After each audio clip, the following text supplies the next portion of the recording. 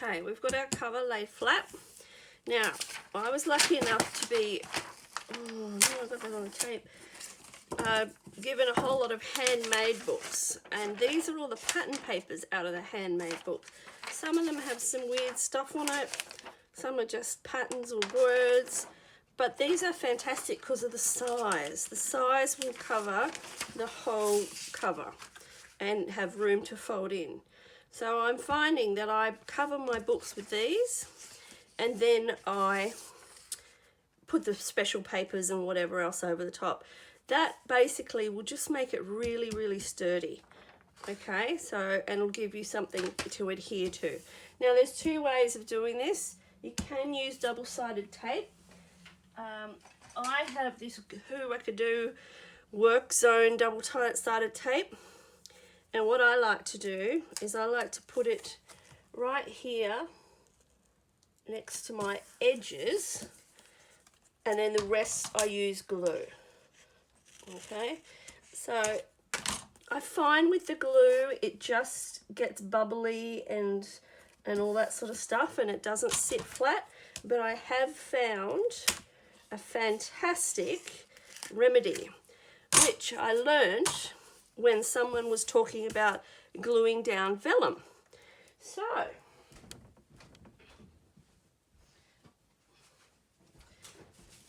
here we go. Probably have to cancel this because I'm standing at my standing desk, and usually I'm at my sitting desk doing these, but I thought it might be easier to stand up. So what we're doing is we're just putting a whole lot of glue along. Now I probably haven't used as much as other people do, but watch this. This is just a bit of sponge that I've taken off the end of a new sponge, basically. And this is what you do if you've got vellum. You just sponge it all over, and then it goes super smooth, and it still puts the glue into every space, nook and cranny that you want. So I thought that was a very, very good tip. And as I said, it was a tip for vellum, which had nothing to do with this. Anyway, page on. All right, smooth it out. Beautiful. Looks good. Now I can still see some of our packaging through this, but that doesn't bother me because I'm probably going to put lots of different things on top of there. Now the glue didn't go on here because we've got the double-sided tape, so I'm going to pull that off. Let's see if my little fingernails, my poor little fingernails, can get under there. Maybe not.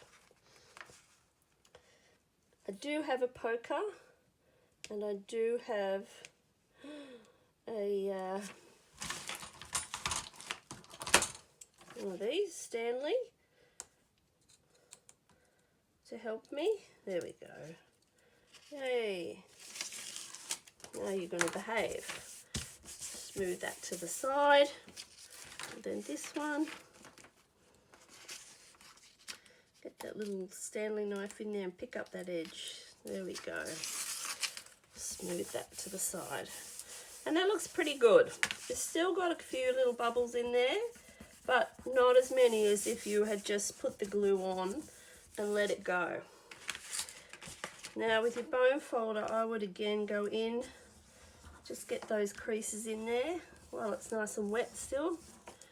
And that is a beautiful cover. Of course, we're not finished. Got to do the inside. So the inside, pretty easy.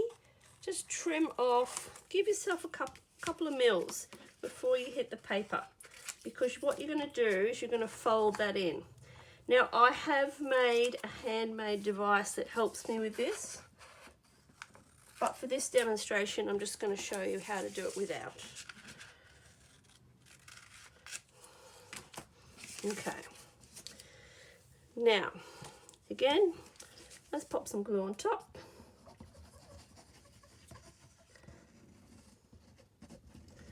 Using the sponge method as well might even make your glue go just that little bit further. And with all the money we spend on glue, that's not a bad thing. Not a bad thing at all. Okay, Now, I probably could have folded that first before I put the glue on to give it a nicer fold, but I'm in a hurry. I'm always in a hurry.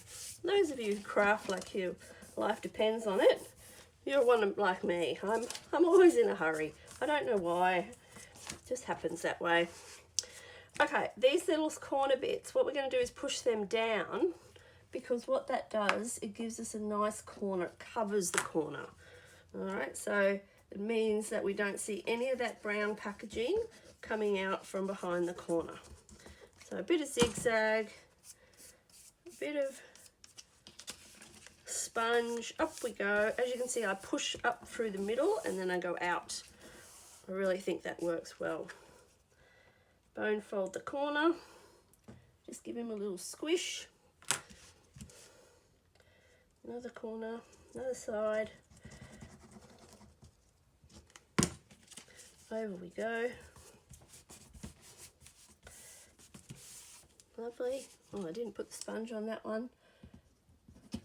I usually don't sponge if I know it's a short piece. Short pieces seem to cope a lot better than the longer pieces. The bigger pieces, bigger areas. That's what I'm trying to say, bigger areas. All right, that's looking good. All right, that's looking pretty good.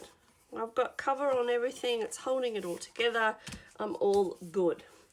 Now with that last piece, you'll see, not long enough. I'm going to put it in here.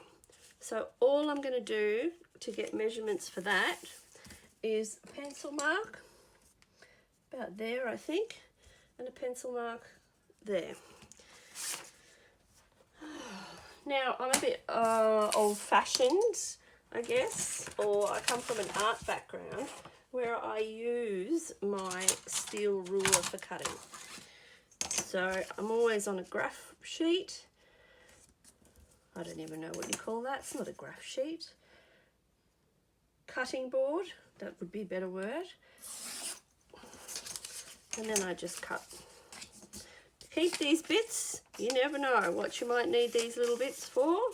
I keep everything. I'm a bit of a hoarder. No, that can't be true.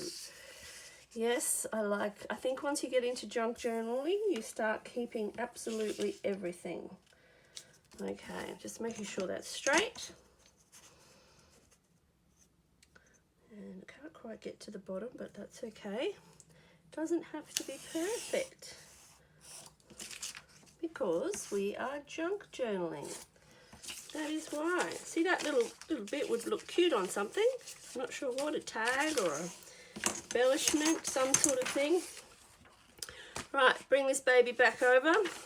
Now, again, I am going to put the glue on and I'm going to spread it with my sponge.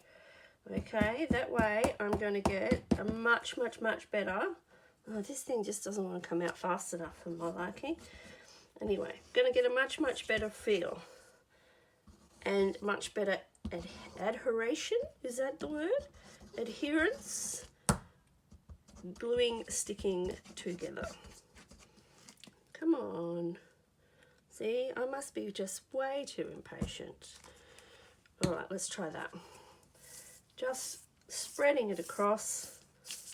Make sure I've got it all, and this side as well. Edges, I don't worry too much because I can always get back in and do those, but I want to get it across the middle. Okay, line it up. Down we go. And again, don't worry too much about this one. This is our base layer. So what we're going to be doing is going over the top with lots of pretty papers and fabric, if you cover them with fabric, whatever you like. Beautiful, that worked well. Right, bone folder, give it a little fold in the bone, in the crease. And that's it. That is all there is to it. That is done. That's looking perfect, sits up perfectly. It's got a nice pattern on it, not too offensive. It's a really, really good starting point. Okay, you can see here I haven't sponged that out enough, and that's what's making it go a bit wiggly, but that's okay. I'm going to cover that, and it's a junk journal, so it's allowed to look a little bit au naturel. So, fantastic. Thanks for that, and I will see you back for putting the folios in.